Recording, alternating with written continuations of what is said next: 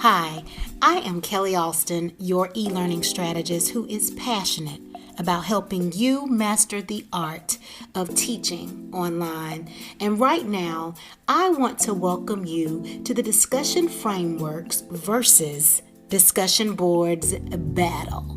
I meant series. Did I say battle? Now, you may have heard about the versus battles going on in the internet streets of Instagram, where two artists from R&B or hip-hop battle using their body of work, one song at a time. The artists alternate between playing and singing one of their hits until they've shared a hit list of up to maybe 15 to 20 songs, depending on the longevity of the artist's career. In the end, the fans are left to decide who won the battle. However, most recently, Versus has decided to look upon these battles more like celebrations of the artist for the culture. Well, in this series, we're going to look at different aspects of both discussion frameworks, i.e. content conversations, and discussion boards, so that we, the higher educators online, may determine which instructional approach or strategy is best for the students that we teach. The question that lies before us is, do we want discussions or content conversations? My goal is to provide some food for thought so that we might begin to consider this question deeply. By the end of today's audio shop, yes, I made that up. I took workshop and audio and put that together. Perhaps we will be able to make that decision. Before we jump right into it, I have to let you know that I have a freebie for you that I believe will give you something to talk about, as Bonnie Ray might put it. It is the second module of my LTVD, that's Learning Through Virtual Discussion mini course. If you go to bit.ly, that's bit.ly/capital LTVD2, the number 2, you can watch the 4-minute overview that explains the 8 steps of the LTVD framework. If you decide you want to learn more, you can enter your name and email, and I will send you the entire module that breaks down the steps even further. Once you learn the steps, you may be compelled to introduce it to your students to increase interest in course content, get those students to read those textbook chapters, read those articles, watch those videos you want them to watch, whatever your course content is. It will get students more interested in it and also increase student engagement. So all you have to do is go over to bit.ly/LTVD2. That's bit.ly/LTVD2. All right, now let's get started.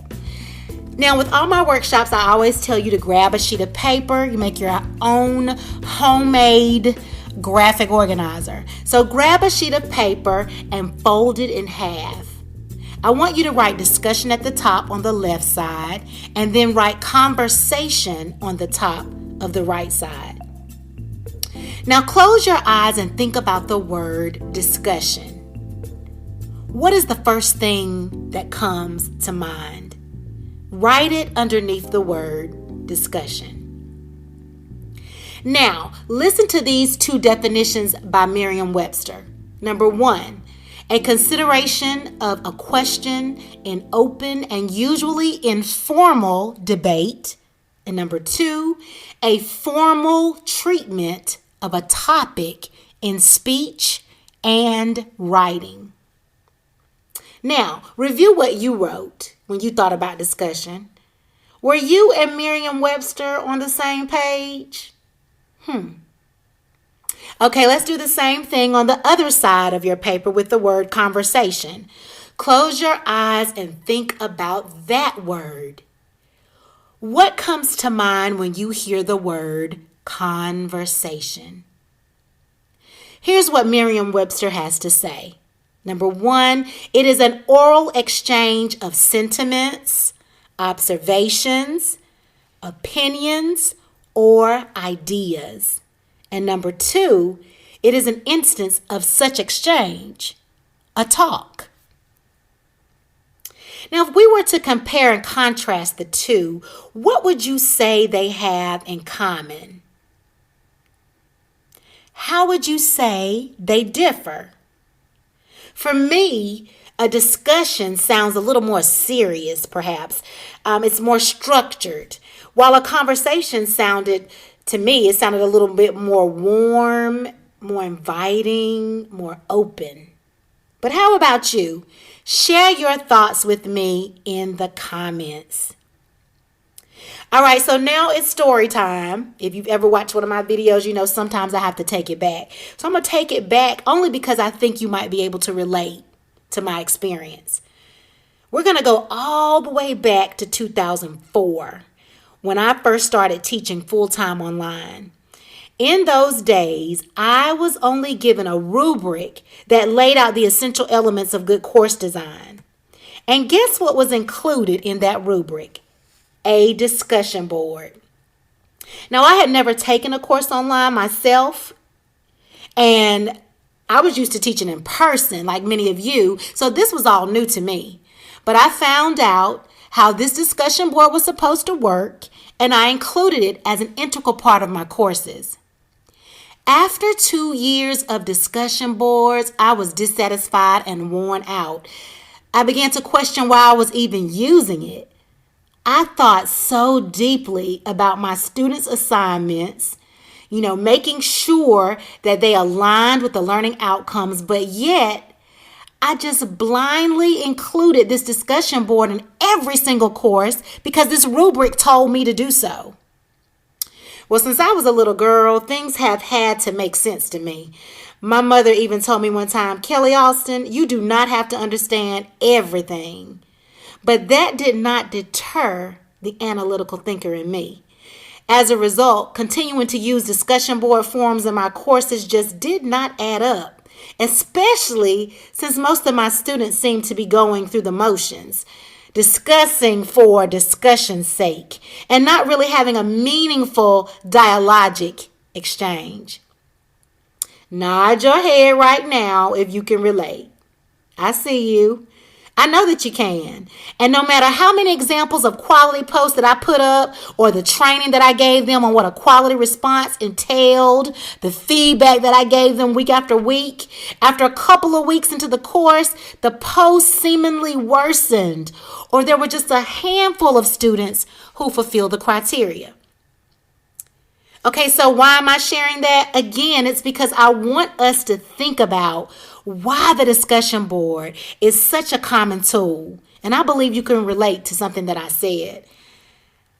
I will say in our online courses, no matter what discipline that we're teaching, no matter the skills and abilities of our students, or even whether we've analyzed what they really need, we still include these discussion boards online.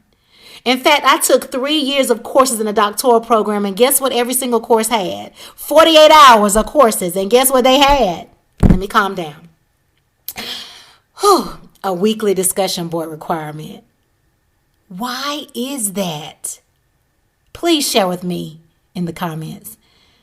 Have we deemed discussions by way of this board a superior practice, or is it something that we've just accepted in distance education because the powers that be have normalized it? If you teach online and you use discussion boards, I am willing to bet that they wear you out. I can almost guarantee that having to respond to discussion board posts all week is one of the things that you dislike about teaching online. Is it so? Let me know in the comments. If it's not, let me know that too. I could be way off base. All right, so now that I've gotten that off my chest, let's woosah, and shared my bias, I'm going to put that to the side a bit, okay? And I'm going to do it so that you and I can determine whether discussions are what we want by way of a discussion board, or if we want content conversations in our online courses. Now, I know this might depend on the type of course you're teaching and all of that, and we'll get into that. But let's just dig into it right now. So turn that same paper over and write discussion board on the left and content conversation on the right. You can put discussion framework in parentheses if you like. All right, let's talk about the discussion board. I know I just gave it a bad rap, but let's talk about it. In case you don't know what a discussion board is, in distance education courses, discussion boards are online forums or message boards used to discuss a topic. Generally, the hope is that students might deepen their understanding, learn from each other, develop a community, and also that the instructor might establish a presence by interacting with students. In most cases, a prompt is posted and students are required to respond by a certain day and then to respond to a certain number of classmates by a certain day of the week. So for example, a student's initial response may be due by Wednesday if the course has one discussion per week, and responses to 3 classmates are due by Sunday, with hopes that there will be an exchange of ideas before that deadline of Sunday. Now, if we think about some of the benefits of the discussion board, I've seen people say, well, it helps students practice their scholarly writing, because oftentimes you're asked to write in a way that aligns with a particular format. For example, the APA format or the MLA format, or whatever type of style that your instructor or your program supports.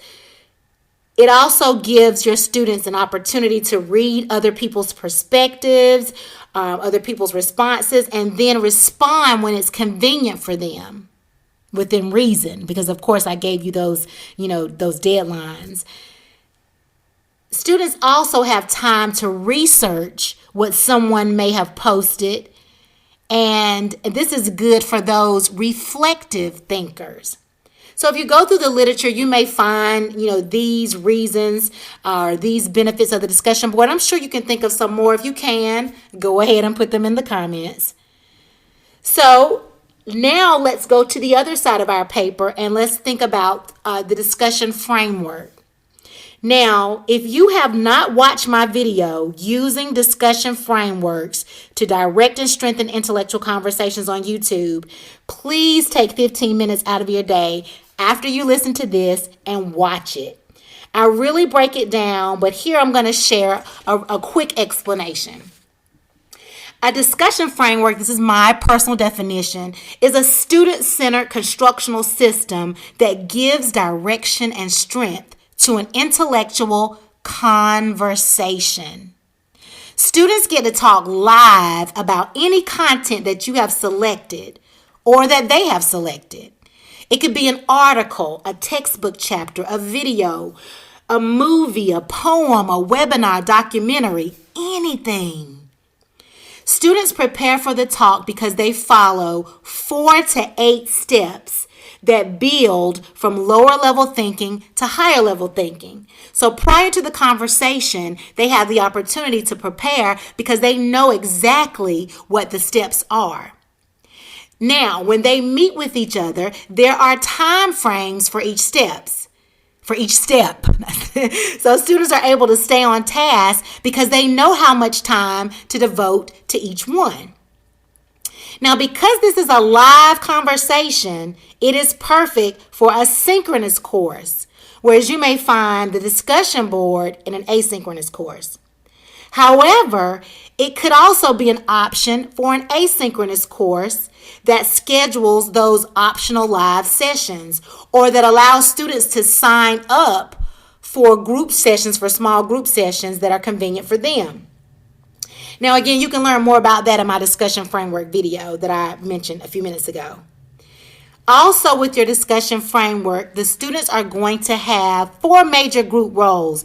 They're going to have a group leader. They're going to have a timekeeper, a reporter, and a publisher, just in case you require them to document the conversation and submit something to you. That lets you know that this is a cooperative learning experience. It's also a systematic approach which allows your students to grow and develop in so many areas. For example, when we think about soft skills, which are those skills that are transferable to any job, any business, any career, the framework allows students to cultivate those skills. In fact, I want to ask you this. In what ways do we allow students to cultivate those skills in an asynchronous course? Well, they're able to do that with these content conversations. Also, with the discussion framework, they can delve deeper into a topic because you can create thematic units, which is a whole nother discussion for another day. All right, so I'll stop there because as you can see, as we're going through this battle, you can tell whose side I'm on, right? So I've listed the benefits of both the discussion boards, and I've listed the benefits of discussion frameworks or content conversations. And since this is an audio shop, yes, I made that up, remember, I want to give you an assignment to work on until our next time together. I want you to think about these questions as if you are the person who is in full control of making the decisions about your course design.